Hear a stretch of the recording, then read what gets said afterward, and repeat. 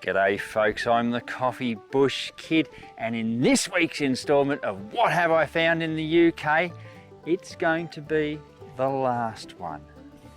But, ooh, it is special. We were at the Six Bells Rally on the weekend, and did I find something good? I think I might have. Why don't you come on in and have a look at what I did get. Alrighty folks, first thing I want to show you are these. And you'll say, they are just nails. And that's exactly it. They are. They're nail heads. But they are Roman nail heads, and in fact, that one, no, this one, that's a hobnail out of their sandals. So I thought, nah, that's a pretty cool find, I reckon. So we've kept those. Roman again, this is a steel yard weight. So steel yard weights, a beam, you hang your stuff that you're weighing off there and you move this along until it becomes all nice and level. That's what they are. That's had some beautiful working on it.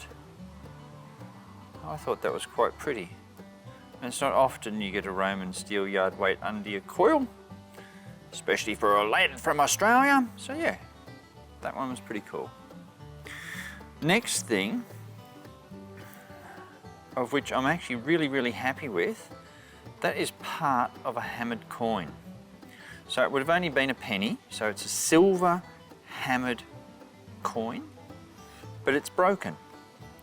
And that, you can see it's a voided long cross. This piece here is the part of the cross. There was 3 pellets there. There would have been a complete cross. They used to cut them in half or cut them in quarters, depending on the change that they needed.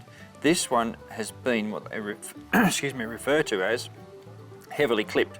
So they took little bits off the side of it and shaved it all down because they could remelt it or pay for something else in some sort of silver. But yeah, I believe that's probably the crown of the monarch. Might be an Eddie, I don't know. But that was a cool find. I think I got that at 3 or so inches, maybe 4, with the legend and the LG24 coil.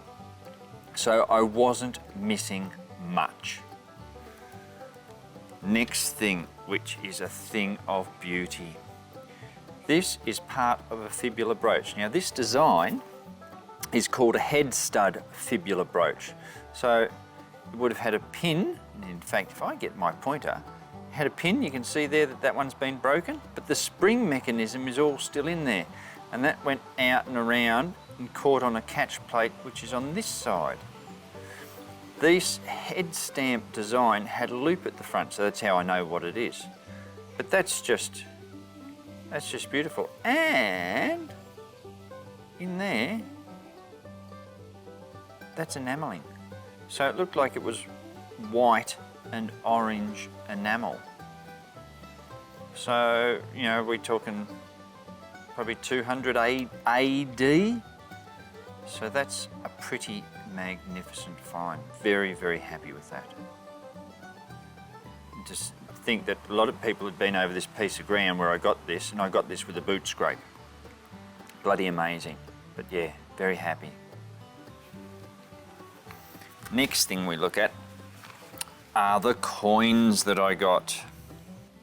So this is our Celtic stater. That's the side that I had come up, which is that one.